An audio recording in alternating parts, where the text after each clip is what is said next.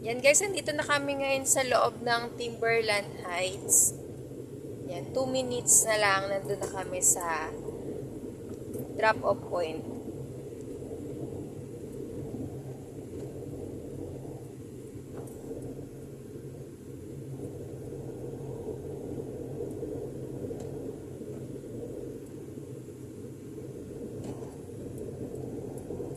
Yan, 1 minute na lang. Puro paakyat lang yung kalsada dito guys, papunta doon. Yan, ito mahabang akyatan.